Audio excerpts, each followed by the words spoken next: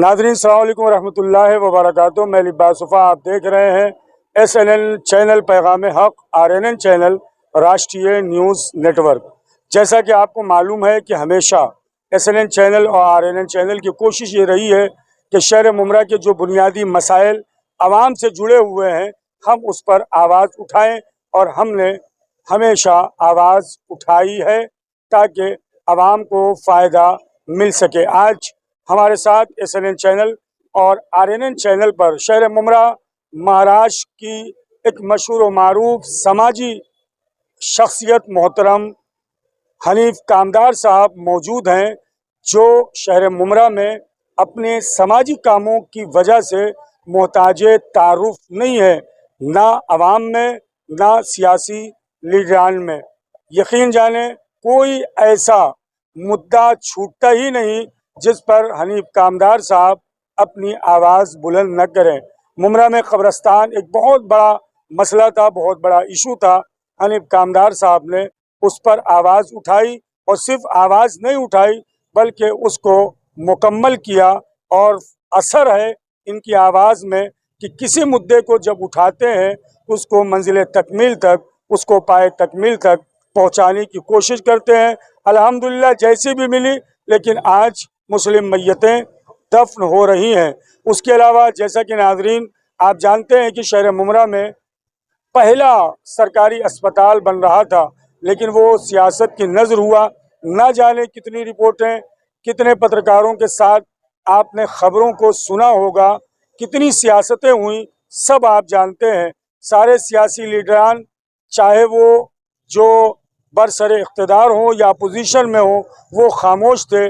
लेकिन वाक़ई हनीफ कामदार साहब लायक़ मुबारकबाद हैं कि उन्होंने इस पर आवाज़ उठाई, और कोर्ट की जानिब से अवामी फ़ायदे में हुक्म हुआ, और आज आवाम के लिए हकीम अजमल हॉस्पिटल जो है MM वैली में, वो मुकम्मल तौर पे इंशाअल्लाह अप्रैल तक 90 दिन का कोर्ट ने आदेश दिया था, हुक्म दिया था, और इंशाअल्लाह वहाँ पर तमाम मुमरा और 14 गाँव के जो रहवासी हैं, जो रहने वाले हैं, उनके लिए तमाम सहूलियतें इंशाअल्लाह मौजूद रहेंगी। और इसके अलावा जो भी यानी मसाइल और RTI के ज़रिए से मोहतरम हनीफ कामदार साहब बड़ी खामोशी के साथ और बड़ी होशियारी के साथ, चाहे वो कॉरपोरेशन हो, चाहे वो मुमरा का कोई इशू है, आवाज़ उठाते हैं। आइए सबसे पहले RNN चैनल और SNN चैनल पर मोहतरम हनीफ कामदार साहब का तहे दिल से इस्तकबाल करें, खैर मकदम करें। भाई हनीफ कामदार साहब, अस्सलाम वालेकुम व रहमतुल्लाह। हनीफ भाई, सबसे पहले मुबारकबाद पेश करता हूँ। माह मुबारक रमज़ान है, बारगाह खुदा में आपकी सेहत व सलामती के लिए दुआ करता हूँ, इसलिए कि शहर मुमरा में वो सियासी लीडरान काम नहीं कर पा रहे हैं जो एक समाजी तौर पर RTI के ज़रिए से आप आवाम के लिए, मुमरा की गरीब आवाम के लिए, और गरीब क्या सारे आवाम के लिए आप काम कर रहे हैं। और ना जाने कितने काम हैं जो इस वक्त मैं गिना नहीं सकता हूँ। आज सबसे पहला सवाल, जैसा कि हकीम अजमल हॉस्पिटल जो है उस पर आपकी कोशिश और काविश रही, मुबारकबाद पेश करते हुए आज की कंडीशन क्या है, मैं चाहता हूँ मेरे नाज़रीन को पहले आप ये बताएं। अस्सलाम वालेकुम। सबसे पहले तो ये कंडीशन इस वक्त हॉस्पिटल की है कि हम लोगों ने महानगर पालिका में कंटिन्यू राब्ता रखा है, तो राब्ता रखने में हमारे को ये मजीद इत्तला मिली है कि वो जो हॉस्पिटल है हकीम अजमल खान, ये हॉस्पिटल पूरी तरीके से मुमरा कलवा वालों के लिए फुल फ्लैश में चालू हो जाएगा। ये बात इसके अंदर। और रहा सवाल वैकेंसीज का, तो उसके बारे में भी हमारी कोशिशें चालू है कि भाई जो कंपनी ये हॉस्पिटल को चलाने वाली है, तो वो कंपनी सिर्फ अपने वेबसाइट ही नहीं, थाने महानगर पालिका की वेबसाइट से लेके सोशल मीडिया पे हर जगह पे अपनी कंपनी में हॉस्पिटल के अंदर वैकेंसी मिलने के लिए लोगों को इत्तला दे, ताकि मुमरा, कलवा, दीवा और कौसा और गिरदो नवा के 14 गांव के जो लोग हैं, जो वाकई जिनका हक है, जो यहाँ के भूमिपुत्र कहलाते हैं, उनको यहाँ पे काम मिले, नौकरी मिले, क्योंकि ये सारे गांव और शहरों के अंदर पढ़े लिखे लोगों की कमी नहीं है। तो मैं ये चाहता हूँ कि यहाँ के ही लोग ज्यादा से ज्यादा उसमें भर्ती हो काम करने के लिए, ताकि यहाँ के आवाम का और उनका राब्ता भी अच्छा रहे और हॉस्पिटल मजीद अच्छे से चले। सर, बेहतरीन मुतालबा हनीफ भाई, लायक़ मुबारकबाद है कि यहीं के लोगों को, लेकिन जिन सियासी लीडरों ने हकीम अजमल हॉस्पिटल की हालत बद से बदतर बना दी थी, आज सुनने को मिल रहा है कि उन्हीं के लोग खामोशी तौर पर वहां पर उनकी भर्तियां चालू हैं। अनीब कामदार साहब, इस पर क्या कहें? देखो, इसके ऊपर हमारा महानगर पालिका के अंदर ऑब्जेक्शन जाने वाला है, क्योंकि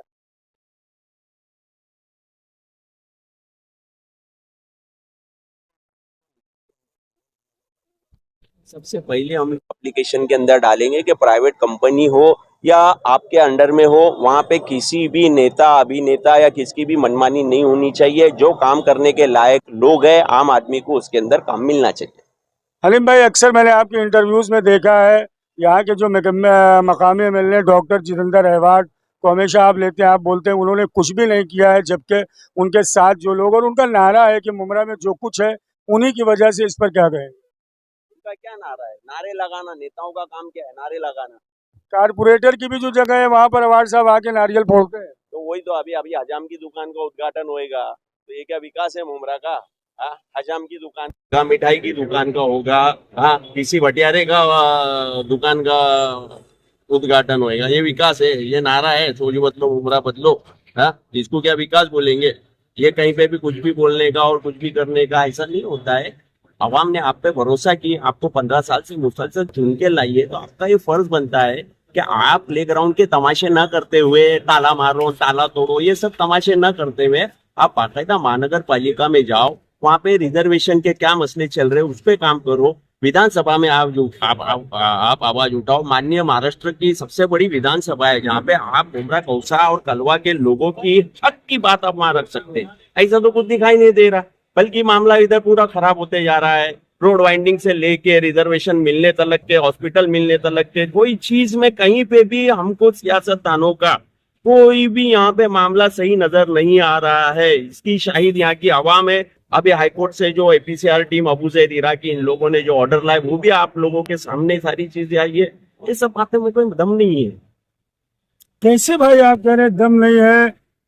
मकामी जो इनामदार है उन्होंने उद्धव ठाकरे साहब को शहर मुमरा में बुला लिया, राहुल गांधी को बुला लिया, लेकिन और खुद अखबारात में उनकी ख्वाहिश थी कि सबसे बड़ा मजमा शहर मुमरा में हो, लेकिन वो तो देखा नहीं गया। क्या कहेंगे इस पर? हाँ, मजमा दिखा। अब राहुल गांधी साहब आए थे, पूरे रोड खाली थे, क्योंकि आवाम नाराज है ना। आवाम नाराज है। राहुल गांधी साहब अकेले आते ना तो अल्हम्दुलिल्लाह, रमजान का महीना हो या आम महीना हो, यहाँ पे आवाम आपको जो है अल्हम्दुलिल्लाह सर आंखों पे बिठाती और अपने मसले बयान करती। लेकिन जब उनके साथ में आए तो लोगों की उनके बारे में इतनी नाराजगी है। कब्रिस्तान, हॉस्पिटल, अरे भैया 2-2, 3-3 साल होने के बाद भी बॉडी वहां पे डिसॉल्व नहीं होती वो कब्रिस्तान के अंदर।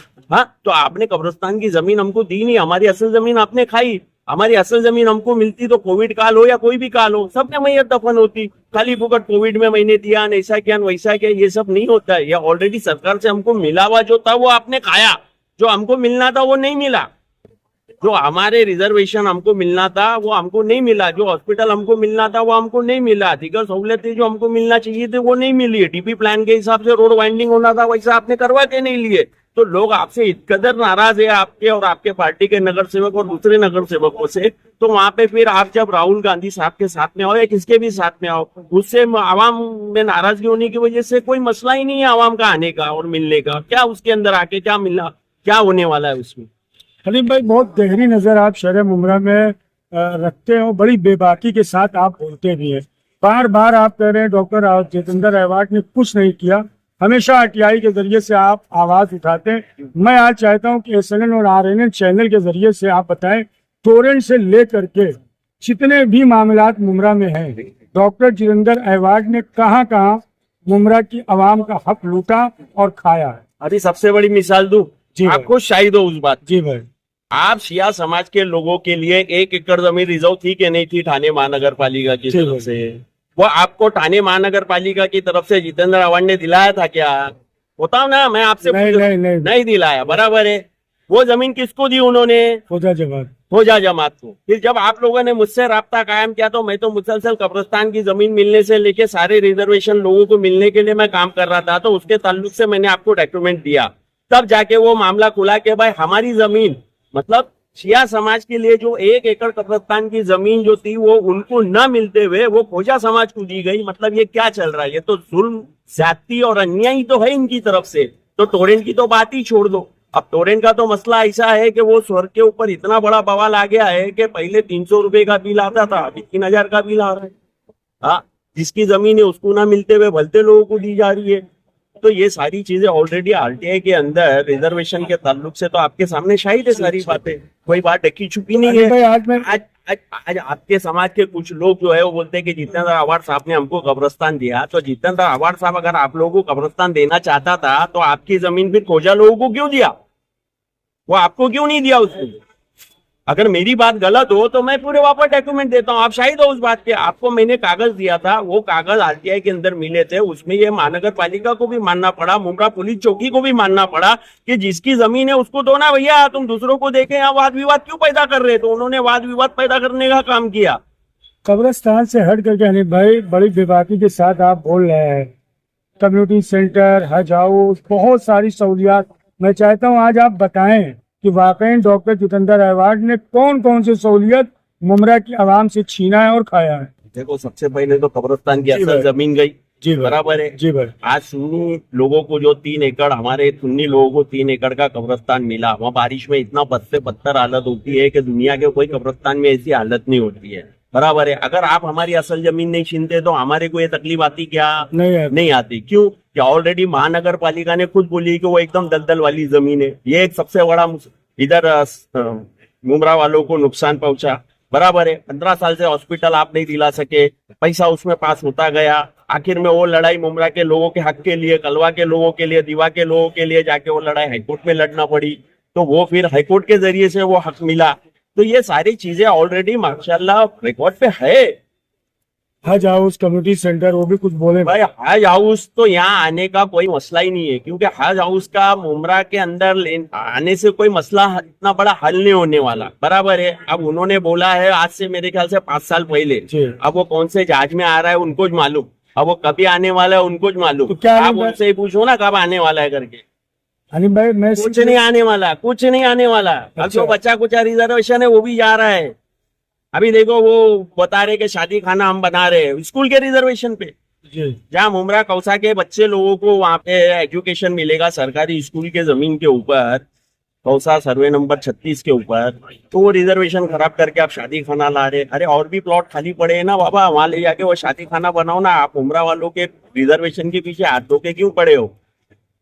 मैं यही जानना चाह रहा हूँ, आज मेरे मुमरा की आवाम भी ये जाने कि कौन कौन से रिजर्वेशन को खत्म किया गया इन लोगों के जरिए से। अभी देखो, सबसे पहले कब्रिस्तान का जमीन का मसला खराब हो गया, ये तो आपके सामने है, बराबर है। उसके बाद स्लाटर हाउस का मसला खराब हो गया, बराबर है।